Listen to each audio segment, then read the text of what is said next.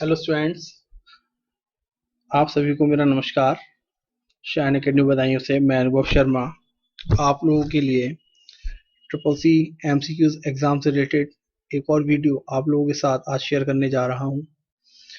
Triple C exam सितंबर के बहुत ही जल्दी शुरू होने वाले हैं और मैं आशा करता हूं कि आप सभी लोगों की तैयारी बहुत अच्छी से चल रही होगी और मेरी बहुत बहुत शुभकामनाएं हैं आप लोगों के लिए कि आप लोग ट्रिपल सी में 100% सफलता प्राप्त करें, बहुत अच्छे नंबर, अच्छा ग्रेड लेकर आए, क्योंकि ट्रिपल सी सभी प्रकार की सरकारी नौकरी के लिए अनिवार्य कंप्यूटर कोर्स कर दिया गया है। क्योंकि ट्रिपल सी एक ऐसा कोर्स है जो कि केंद्र सरकार द्वारा संचालित एक संस्था नेलिट के द्वारा कराया जाता है, क्योंकि सभी प्रकार की कंपटीशन कोचिंग में या कंपटीशन में ट्रिपल सी का क्वालिफाइड मांगा जाता है कि क्वालिफिकेशन जो हो स्टूडेंट की वो ट्रिपल सी पास आउट हो। तो ट्रिपल सी एक बहुत ही इंपॉर्टेंट कोर्स हो चुका है आज की डेट में। ट्रिपल सी की तैयारी के लिए मैं आप लोगों के लिए बहुत सारी वीडियोस लेकर आया हूं और मैं आशा करता हूं कि सभी बच्चे मेरी वीडियो देख के लगभग लगभग बहुत अच्छे नंबरों से पास भी हो रहे होंगे। तो आज की वीडियो को हम लोग शुरुआत करते हैं। पहला क्वेश्चन आपका ये रहा, वर्तमान पीढ़ी में कंप्यूटर में क्या प्रयोग होता है। मतलब हमसे पूछा जा रहा है कि वर्तमान पीढ़ी में किस प्रकार के कंप्यूटर की कौन सी टेक्नोलॉजी का प्रयोग किया जाता है। तो ऑप्शन ए है BLSI, एक है वी, ऑप्शन बी है ULSI, ऑप्शन सी है MSIC, ऑप्शन डी है नन।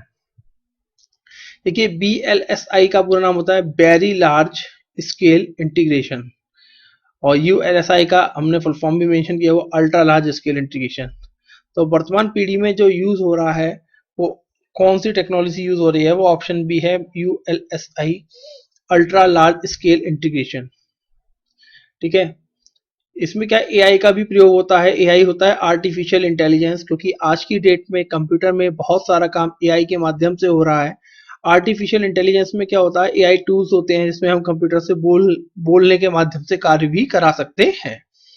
तो उसका जो राइट आंसर है वो ऑप्शन बी है ULSI, ultra large scale integration. ठीक है, अगले क्वेश्चन की तरफ चलते हैं। IIS का पूरा नाम है, ऑप्शन ए है internet information server, option B है information integrated service, option C है बोथ, ऑप्शन डी नन। हमें यहाँ पर राइट आंसर बताना है, इसका राइट आंसर क्या होगा। तो देखिए, IIS का जो राइट आंसर होगा इसका ऑप्शन ए होगा, जिसका पूरा नाम होता है, जो उसकी फुल फॉर्म है internet information server. Triple C के एग्जाम में फुल फॉर्म भी बहुत ज्यादा पूछी जाती हैं, तो मैं सभी छात्रों से ये निवेदन करूंगा कि वो लोग जो वीडियो मैंने डाल रखी है फुल फॉर्म से रिलेटेड, उन वीडियो को एग्जाम में जाने से पहले एक बार जरूर देख लें, उनको याद कर लें, जिससे कि ये होगा अगर फुल फॉर्म आती है तो आप लोग उसमें राइट आंसर करके अपना क्वेश्चन को सही कर सकते हो और ट्रिपल सी में सफलता भी प्राप्त कर सकते हैं। चलिए चलते हैं नेक्स्ट क्वेश्चन की तरफ। फेसबुक की पोस्ट में अधिकतम कितने कैरेक्टर लिख सकते हैं। जो हम लोग फेसबुक की पोस्ट करते हैं उसमें हमसे पूछा जा रहा है कि हम अधिकतम कितने कैरेक्टर लिख सकते हैं। ऑप्शन ए है 2000, option B 6000, option C 63,206, option D 16,384। तो हमें यहाँ पर राइट आंसर करना है, तो इसका जो राइट आंसर होगा वो ऑप्शन सी है 63,206। हम लोग पोस्ट फेसबुक में करेक्टर में लिख सकते हैं, यानी कि 63,206 करेक्टर तक हम लोग फेसबुक की पोस्ट में लिख सकते हैं। ट्विटर में भी पूछा जाता है, ट्विटर में 280 समथिंग है। फेसबुक यूजर नेम में अधिकतम कितने करेक्टर होते हैं। Option A 50, option B 30, option C 40, option D 60। तो हमें क्या करना है, फेसबुक के यूजर नेम में अधिकतम कितने करेक्टर होते हैं, तो हमें इसका राइट आंसर करना है। राइट आंसर ऑप्शन ए होगा 50। देखिए, होता क्या है, जो इस तरीके के क्वेश्चन एग्जाम में रेगुलर रिपीट हो रहे हैं, करेक्टर, कितने करेक्टर का पासवर्ड हो सकता है, कितने करेक्टर का हम लोग पोस्ट कर सकते हैं, यूजर नेम में कितने करेक्टर बना सकते हैं, क्योंकि सोशल मीडिया के प्लेटफॉर्म से भी काफी सारे क्वेश्चंस आते हैं।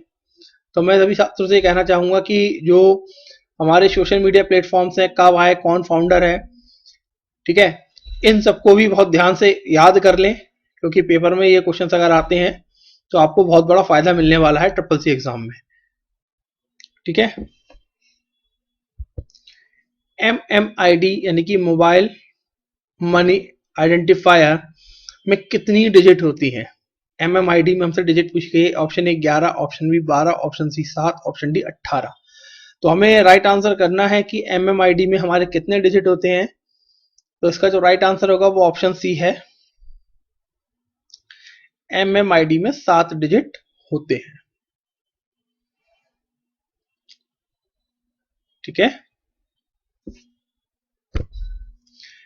टेलीग्राम के सीईओ हैं ए समीर भाटकर, बी एलन मास, सी पवेल ड्रॉप, डी सभी। तो हमें यहाँ पर राइट आंसर करना है, तो राइट आंसर ऑप्शन सी होगा, पवेल ड्रॉप।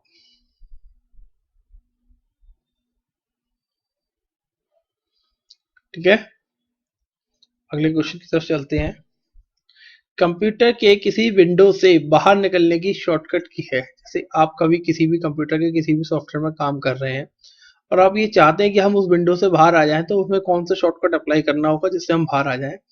ऑप्शन ए है Alt plus F5, option B है Alt plus F4, option C है Alt plus F7, option D है अल्ट प्लस F8। बहुत इजी क्वेश्चन है, लेकिन ये एग्जाम में एक बार आ चुका है और सभी स्टूडेंट्स को मालूम भी होगा। इसका correct answer option B alt plus F4।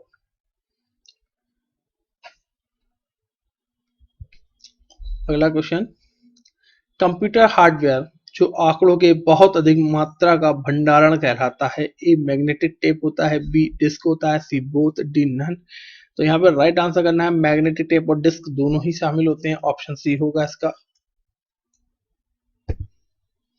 Pen drive क्या एक इलेक्ट्रॉनिक मेमोरी है? Option A true, option B false. तो हमें यहाँ पर राइट आंसर करना है, तो इसका जो राइट आंसर होगा, पेन ड्राइव क्या एक इलेक्ट्रॉनिक मेमोरी है? तो इसका राइट आंसर ऑप्शन ए होगा, ट्रू। CDRW का नाम है compact disc rewritable, compact disc restore writable, option C both, option D none. तो हमें यहाँ पर राइट आंसर करना है, इसका जो राइट आंसर होगा वो ऑप्शन ए होगा, कॉम्पैक्ट डिस्क रीराइटेबल। पहले जो सीडीज आती थी वो रीराइटेबल सीडीज होती थी, यानी कि हम उसमें एक बार रिकॉर्ड करके उस डाटा को डिलीट करके दोबारा भी रिकॉर्ड कर सकते थे, वो रीराइटेबल सीडी होती थी। जब पेन ड्राइव बहुत कम चलती थी या पेन ड्राइव का एक कह सकते हैं जन्म नहीं हुआ था, तब रीराइटेबल सीडी का यूज किया जाता था। ठीक है, कंप्यूटर का इनबिल्ट मेमोरी कौन सी है? A ROM, B RAM, C P ROM, D EP ROM. तो हमें यहाँ पर राइट आंसर बताना है। तो देखिए, कंप्यूटर का जो इनबिल्ट मेमोरी होता है, जो एक तरीके से फिक्स होता है, वो रोम होता है। रैम हमारा टेम्परेरी मेमोरी होता है, हम इसे कंप्यूटर से निकाल भी सकते हैं। रोम को 3 भागों में बांटा गया है, P ROM, EP ROM, double EP ROM. तो देखिए, पी रोम होता है programmable read only memory, EP ROM होता है electronic programmable read only memory, EEP ROM होता है electronic erasable programmable read only memory. मैंने यहाँ तीनों प्रकार की रोम को यहाँ डिफाइन कर दिया है, तीनों की फुल फॉर्म मैंने आप लोगों को बता दी है।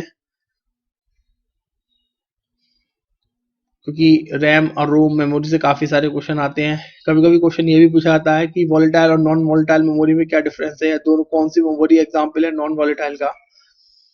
ठीक है, तो मैं लास्ट वीडियो में इससे रिलेटेड एक टॉपिक आप लोगों को शेयर कर चुका हूं। क्या कंप्यूटर में डाटा को स्टोर करने व गणना करने के लिए बाइनरी नंबर सिस्टम का प्रयोग होता है? Option A true, option B false. हमें यहाँ पर राइट आंसर करना है, क्या होगा राइट आंसर?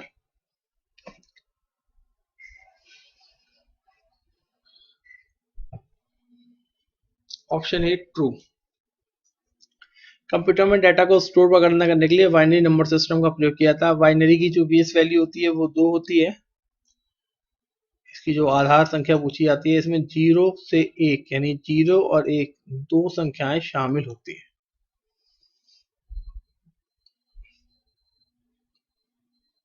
अगला क्वेश्चन, मेमोरी को छोटे से बड़े क्रम में लगाना है।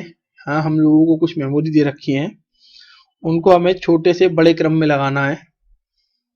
ऑप्शन ए है KB, MB, GB, TB. Option B है TB, MB, GB, KB. Option C है KB, TB, MB, GB. Option D none.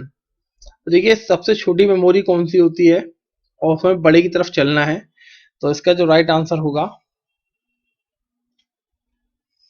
देखिए सबसे पहला ऑप्शन है इसका राइट आंसर है। देखिए, केवी होता है किलोबाइट, किलोबाइट के बाद आती है मेगाबाइट, मेगाबाइट के बाद आती है गीगाबाइट, गीगाबाइट के बाद आती है टीबी टेराबाइट।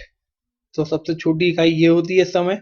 वैसे तो छोटी भी होती है, बिट्स है, निबल है, बाइट है, ठीक है, बट अभी जो क्वेश्चन लिखे हैं उसमें सबसे छोटी केवी है, केवी के बाद मेगाबाइट आती है, फिर गीगाबाइट आती है, फिर टेराबाइट आती है, ठीक है। अगले क्वेश्चन को अब पूछा गया है, मेमोरी को, क्वेश्चन नंबर 14 है, मेमोरी को बड़े से छोटे क्रम में लगाएं। यानी कि सबसे बड़ी मेमोरी को लगाना है, फिर से छोटी, फिर से छोटी, फिर से छोटी। तो इसका राइट आंसर ऑप्शन ए है टीवी, जीबी, एमबी, केबी। ऑप्शन बी है TV, MB, GB, KB. Option C है टीवी, केबी, जीबी, एमबी। ऑप्शन डी है टीवी, एमबी, केबी, जीबी। तो इसका जो राइट आंसर है वो ऑप्शन ए होगा। सबसे बड़ी इसमें इस समय जो लिखी हुई है सबसे बड़ी टेराबाइट है, टेराबाइट के बाद गीगाबाइट आती है, गीगाबाइट के बाद मेगाबाइट, मेगाबाइट के बाद किलोबाइट, ठीक है। क्वेश्चन दोनों है एक से ही, बस क्रम बदल दिया गया है, एक बार बड़े से छोटे की तरफ चलना है, एक बार छोटे से बड़े की तरफ चलना है। कंप्यूटर सिस्टम का भाग जिसमें प्रोग्राम में अनुदेश शामिल होते हैं तो वह क्या कहलाएगा? ये हार्डवेयर, बी आइकन, सी सॉफ्टवेयर, डी नन। तो हमें यहाँ पर राइट आंसर करना है option C software,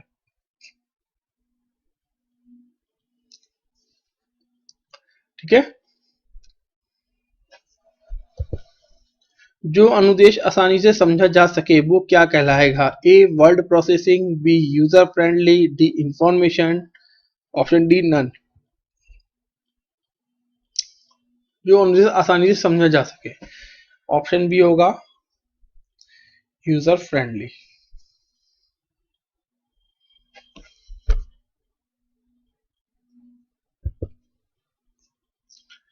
फोर्टान, COBOL, Pascal आदि भाषा को सीखने के लिए नींव का पत्थर भाषा कही जाती है। यानी इसकी जो बेसिक लैंग्वेज कौन सी है? ऑप्शन ए है C plus plus, option B COBOL, option C Fortran, option D BASIC. जो हमें यहाँ पर राइट आंसर करना है तो इसका राइट आंसर होगा option D basic. MS office example है। एमएस ऑफिस किस तरीके का सॉफ्टवेयर का एग्जाम्पल है? ए सिस्टम सॉफ्टवेयर का है, बी एप्लीकेशन सॉफ्टवेयर का है, सी बोथ है, डी नन है। तो हमें राइट आंसर बताना है, क्या होगा राइट आंसर?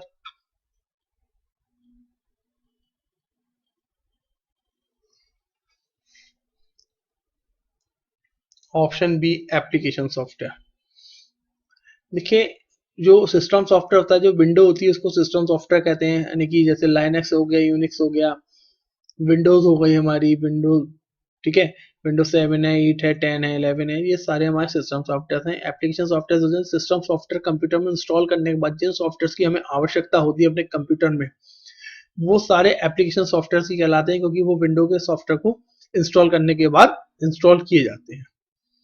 यानी कंप्यूटर सबसे पहले हमें सिस्टम सॉफ्टवेयर इंस्टॉल करना पड़ेगा, उसके बाद हम लोग आगे के सॉफ्टवेयर को इंस्टॉल कर सकते हैं।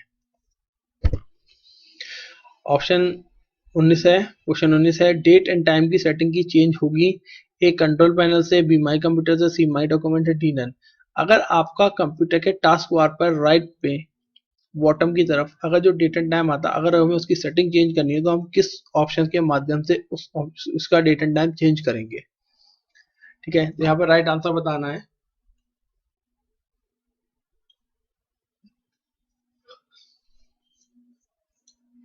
ऑप्शन ए होगा कंट्रोल पैनल। कंप्यूटर सिस्टम को निम्न में से किससे बचा के रखना चाहिए? ए वायरस से, बी एंटीवायरस से, सी बोथ, डी नन। तो हमें यहाँ पर राइट आंसर करना है, हमें किस चीज से बचा के रखना चाहिए? ऑप्शन ए है वायरस से।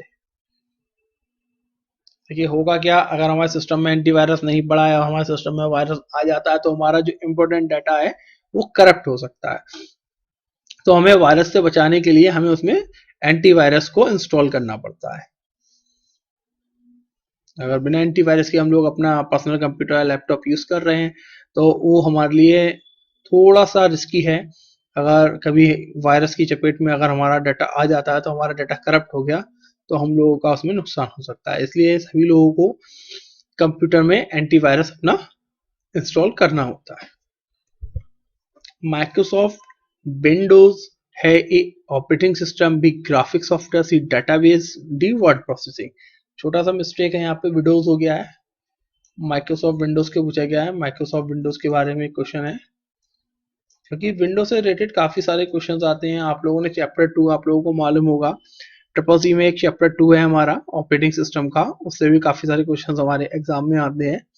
तो माइक्रोसॉफ्ट विंडोज है एक ऑपरेटिंग सिस्टम है, ग्राफिक सॉफ्टवेयर है, डेटाबेस है, वर्ड प्रोसेसिंग है। तो उसका बहुत ही इजी सा आंसर है, ऑप्शन है ओएस ऑपरेटिंग सिस्टम, यानी कि इसको हम सिस्टम सॉफ्टवेयर भी कहते हैं। Operating system and system software both are same, एक ही व्यक्ति के दो नाम समझ लीजिए। निम्न में से प्रोग्राम का समूह है, ए एमएस वर्ड, बी वर्डपैड, सी एसेसरीज, डी नन। हमसे पूछा जा रहा है अगर निम्न से प्रोग्राम का समूह है तो प्रोग्राम का समूह कौन सा है। देखिए एसेसरीज में सारे प्रोग्राम्स मिलते हैं, कंप्यूटर में जितने भी सॉफ्टवेयर इंस्टॉल किए जाते हैं वो सारे हमारे स्टार्ट मेन्यू में होते हैं, और स्टार्ट मेन्यू में ही एक एसेसरीज का ऑप्शन होता है जिसमें बहुत सारे प्रोग्राम्स होते हैं। ठीक है, चाहे वो वर्ड पैड हो, एमएस वर्ड हो, एक्सेल हो, नोटपैड है, कैलकुलेटर है, तो एसेसरीज में आपको सारे ऑप्शंस मिल जाएंगे।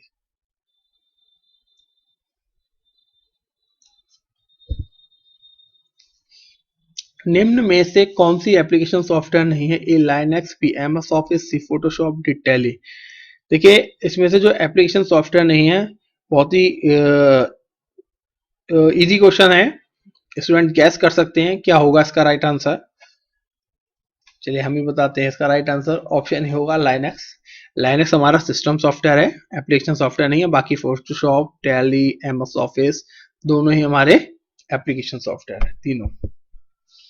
कौन सा प्रोग्राम बड़ी फाइल को छोटी फाइल में कन्वर्ट कर देता है। जैसे कि हमारी कोई फाइल का डाटा एमबी में है और हम चाहते हैं कि फाइल का डाटा केबी में कन्वर्ट हो जाए, थोड़ा सा इजी हो जाए।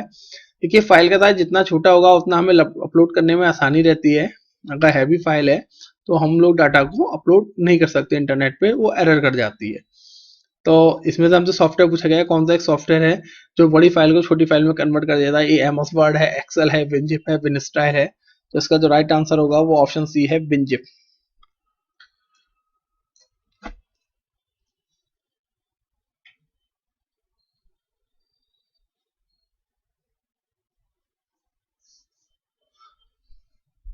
ठीक है, विनजिप का काम क्या होता है, अपने फाइल के साइज को छोटा कर देना होता है। कौन सा विंडोज 64 बिट का समर्थन करता है। ऑप्शन ए है एक्सपी विंडोज है, विंडो 95 है, सी विंडो 98 है, डी विंडो 2000 है। हमें यहाँ पे राइट आंसर बताना है इसका। इसका जो राइट आंसर होगा वो ऑप्शन ए है, विंडो एक्सपी। कि माइक्रोसॉफ्ट की विंडोज में विंडो 95 से स्टार्टिंग हुई थी, विंडो 95 आई, फिर 8 आई, फिर 2000 आया, विंडो 2000 आया, फिर विंडो एक्सपी आया, फिर एक्सपी के बहुत सारे वर्जन आए, सर्विस पैक 1 है, 2 है, 3 है, फिर विंडो 7 आई, विंडो विस्टा भी आई थी एक, लेकिन ज़्यादा सक्सेसफुल नहीं हुई मार्केट के अंदर, उसका रिजल्ट अच्छा नहीं था, इसलिए वो कंपनी ने ज़्यादा मार्केट में सर्कुलेट नहीं किया उसको। फिर विंडो 7, विंडो 8 है, फिर विंडो 10 है, विंडो 11 है। तो बहुत सारी विंडोज आ गई, लेकिन जो 64 बिट जो समर्थन जिसने किया या जो सिस्टम में अपलोड हुई थी बिट, वो विंडो एक्सपी से स्टार्ट हुई थी। ठीक है, चलिए अगले क्वेश्चन की तरफ चलते हैं। कंप्यूटर बूट होने पर कौन सा प्रोग्राम यह पता लगाता है कि सभी कंपोनेंट सही कार्य कर रहे हैं या नहीं। कंप्यूटर को जब बूट करते हैं यानी कि शुरू करते हैं तो कौन सा प्रोग्राम ये पता लगाता है। ए पोस्ट, बी एसएमटीपी, सी टीसीपी, डी फाइल मैनेजर। तो हमें यहाँ पर राइट आंसर करना है, ए पोस्ट होता है पावर ऑफ सेल्फ टेक्स्ट।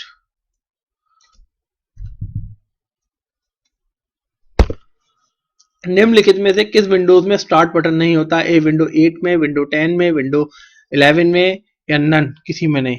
तो हमें यहाँ पर राइट आंसर करना है। ठीक है,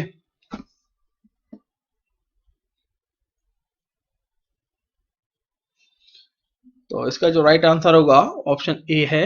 विंडो 8 में स्टार्ट बटन नहीं होता है।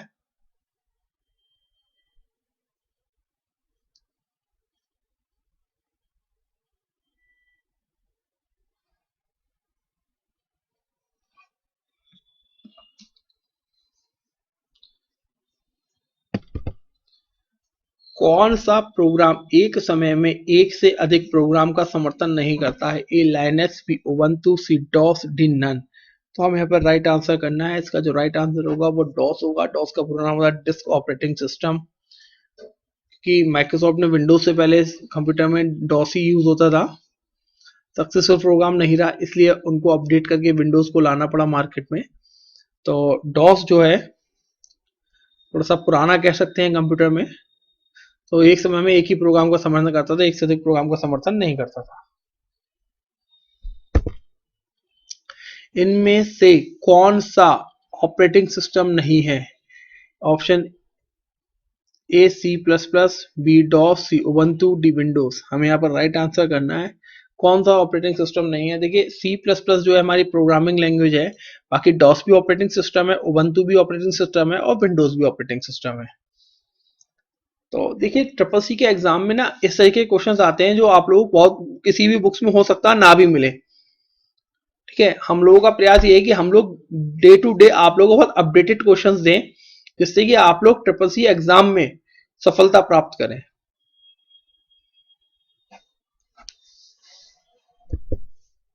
एक्सेल में प्रेजेंट सेल को निम्न में से कौन प्रदर्शित करता है? A name box, B formula bar, C title bar, D start button. तो हमें यहाँ पर राइट आंसर करना है। देखिए नेम बॉक्स होगा इसका राइट आंसर, क्योंकि जो हम लोग एक्सेल में जिस प्रेजेंट सेल में भी होते हैं नेम बॉक्स में उसका नाम लिखकर आता है। एक्सेल में मैक्रोज बनाने के लिए कौन सी भाषा का प्रयोग किया जाता है? B plus plus, option B C plus plus, C Java and Python, D visual basic. तो हमें यहाँ पर राइट आंसर करना है। ऑप्शन डी होगा विजुअल बेसिक। विजुअल बेसिक्स में ही सारी एक्सेल में रिकॉर्डिंग होती है मैक्रोज की। निम्न में से क्या लिब्रे ऑफिस कैल्क से संबंधित नहीं है? ए कैल्क, बी सेल, सी रोज, डी डॉक्यूमेंट। तो लिब्रे ऑफिस का संबंध देखिए, यहाँ पे हमसे क्वेश्चन पूछा गया लिब्रे ऑफिस कैल्क, मतलब ऑप्शन दे रखे हैं, ऐसा कौन सा ऑप्शन है जो लिब्रे ऑफिस से संबंधित नहीं है? लिब्रे ऑफिस कैल्क से संबंधित नहीं। देखिए कैल्क तो सॉफ्टवेयर है, कैल्क तो है ही है। जब कैल्क है तो वहां सेल्स भी होंगे और रो भी होगी। देखिए तो ऑप्शन क्या नहीं होगा? डी डॉक्यूमेंट, क्योंकि डॉक्यूमेंट जो है वो राइटर का है। ठीक है, तो क्वेश्चन देखिए बड़ा बहुत ही इंपॉर्टेंट क्वेश्चन मैं कहूंगा इसको। बड़ा ऐसा क्वेश्चन आया है कि स्टूडेंट सोच में पढ़ सकता है कि अरे ये तो सारे ऑप्शन उसी के हैं, ये भी उसी का है, लिब्रे ऑफिस का है, बट हमें क्या कोड करना है? Libre office Calc. हमारे पास जो शब्द आगे दे रखा है इसको कोड करना है। ठीक है, निम्न में से राइटर से संबंधित है। अब यहाँ क्वेश्चन पूछा गया राइटर से संबंधित क्या है? डॉक्यूमेंट है, स्लाइड है, कॉलम है, सेल है। तो भाई अभी बताया था जो राइटर से संबंधित है वो डॉक्यूमेंट है। इसका राइट आंसर ऑप्शन ए होगा।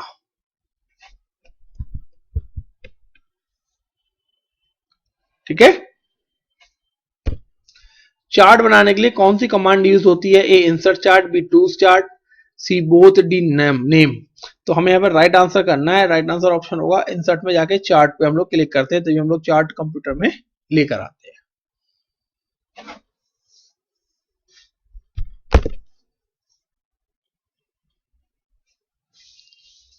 स्पेलिंग का ऑप्शन किस मेनू से संबंधित है? यानी कि स्पेलिंग ग्रामर का जो ऑप्शन आता है वो किस मेनू से संबंधित है? ए टूल से, बी फाइल से, सी एडिट से, डी व्यू से। तो हमें यहाँ पर राइट आंसर करना है, तो उसका जो राइट आंसर होगा वो ऑप्शन ए होगा, टूल्स मेनू से संबंधित है।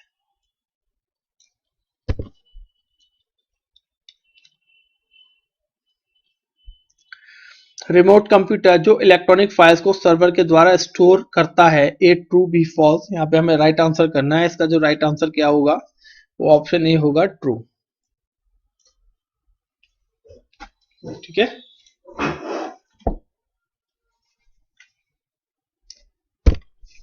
किस सर्विस के माध्यम से आप किसी भी संदेश को भेज सकते हैं? ए टीसीपी आईपी, बी डब्ल्यूडब्ल्यूडब्ल्यू, सी लैन, डी ईमेल। देखिए तो हम संदेश को किसके माध्यम से भेज सकते हैं? बहुत इजी क्वेश्चन है भाई। ईमेल का यूज किया जाता है, इलेक्ट्रॉनिक मेल जिसे बोलते हैं। कौन सा प्रोटोकॉल यूजर को रिमोट यूजर से कनेक्ट करने में सहायक होता है? ए टेलनेट, बी ईमेल, सी गॉफर, डी ऑल। तो कौन सा प्रोटोकॉल यूजर को रिमोट कंप्यूटर से कनेक्ट करने में सहायक होगा? हमें इसका राइट आंसर करना है। इसका जो राइट आंसर होगा वो टेलनेट होगा।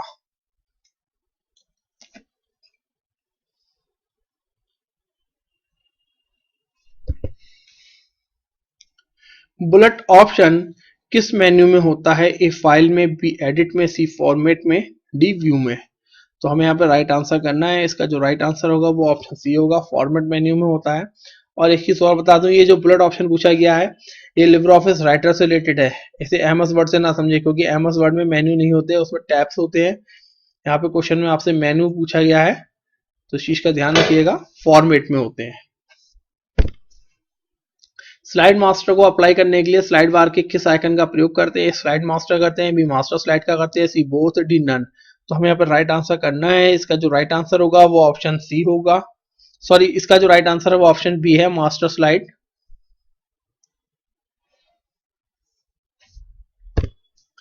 ब्लॉकचेन के फाउंडर कौन है? फाउंडर नहीं है, फाउंडर है। तो स्पेलिंग थोड़ा सा मिस्टेक हो गया है, टाइपिंग मिस्टेक है। ए वेंडवीज, बी निकोलस कैरी, सी पीटर स्मिथ, डी ऑल। तो हमें राइट आंसर करना है। ब्लॉकचेन के फाउंडर हैं, ठीक है। तो हमें इसका जो राइट आंसर करना है वो राइट आंसर है सभी लोग हैं। और बिटकॉइन के फाउंडर हैं सतोशी नाकामोटो, एक बिटकॉइन भी होता है। तो ब्लॉकचेन के फाउंडर भी बता दिए हैं, हैंड टू हैंड मैंने आपको बिटकॉइन के फाउंडर भी बता दिए हैं। क्रेडिट कार्ड के फाउंडर कौन है? A Johns Biggins, B Elon Musk, C both, D none. तो हमें यहाँ पर राइट आंसर करना है। इसका जो राइट आंसर होगा वो ऑप्शन ए होगा, जॉन विगिंस। सीपीयू के पास कौन सी मेमोरी है? Option A ROM, option B RAM, option C cache, option D D RAM. तो हमें यहाँ राइट आंसर बताना है। राइट आंसर ऑप्शन सी होगा, कैश मेमोरी जिसे हम लोग बोलते हैं। लाइट पेन किस प्रकार की डिवाइस है? ए इनपुट डिवाइस है, बी आउटपुट डिवाइस है, सी पॉइंटिंग डिवाइस है, डी नन। ठीक है, तो हमें यहाँ पर राइट आंसर करना है। जिसका जो राइट आंसर होगा वो ऑप्शन सी होगा, पॉइंटिंग डिवाइस है लाइट पेन। और माउस को भी पॉइंटिंग डिवाइस कहा जाता है। अगला क्वेश्चन है, G2G का पूरा नाम है? A goods to government, B government to goods, C government to government, D all. ठीक है, तो हमें यहाँ पर राइट आंसर करना है। इसका जो राइट आंसर होगा वो ऑप्शन सी होगा, गवर्नमेंट टू गवर्नमेंट।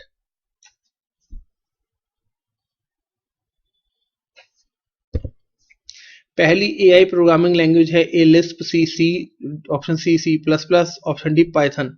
तो हमें राइट आंसर करना है। तो उसका जो राइट आंसर होगा वो ऑप्शन ए होगा, लिस्प, जिसे लिस्ट प्रोसेसिंग के नाम से भी जाना जाता है। यानी कि लिस्ट का जो पूरा नाम होता है वो लिस्ट प्रोसेसिंग है। ठीक है, अगला क्वेश्चन की तरफ चलते हैं हम लोग। ईमेल क्लाइंट कौन सा है? हमसे पूछा गया है कि ईमेल का क्लाइंट कौन सा है? ए आउटलुक है, बी इंटरनेट एक्सप्लोरर है, सी बोथ है, डी नन है। तो हमें यहाँ पर राइट आंसर करना है। इसका जो राइट आंसर होगा वो ऑप्शन ए होगा, आउटलुक एक्सप्रेस, जिसे पूरा बोला जाता है ईमेल क्लाइंट है जो ऑफलाइन मेल्स के लिए यूज किया जाता है। इसका पूरा नाम होता है आउटलुक एक्सप्रेस। यूपीआई किससे संबंध रखता है? ऑप्शन ए है ऑनलाइन मनी ट्रांसफर से संबंध रखता है, ऑप्शन बी है ऑनलाइन टाइम मैनेजमेंट से संबंध रखता है, ऑप्शन सी है फिक्स डिपॉजिट से, ऑप्शन डी नन। तो हमें यहाँ पर राइट आंसर बताना है। इसका जो राइट आंसर होगा तो गैस करते हैं। भाई बहुत सिंपल सा क्वेश्चन है, ऑनलाइन मनी ट्रांसफर से रिलेटेड है यूपीआई। पहले बताया यूनिफाइड पेमेंट इंटरफेस इसका पूरा नाम होता है। और एनपीसीआई संस्था है, national payment corporation of India, NPCI से इसके द्वारा डेवलप किया गया है।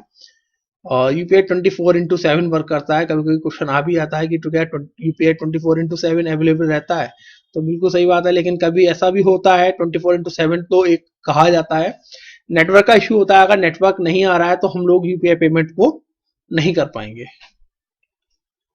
ठीक है, पीपीपी का पूरा नाम है point to public protocol, B public to present protocol, option C point to point protocol, option D all. तो हमें अगर राइट आंसर करना है। इसका जो राइट आंसर होगा वो पॉइंट टू पॉइंट प्रोटोकॉल होता है।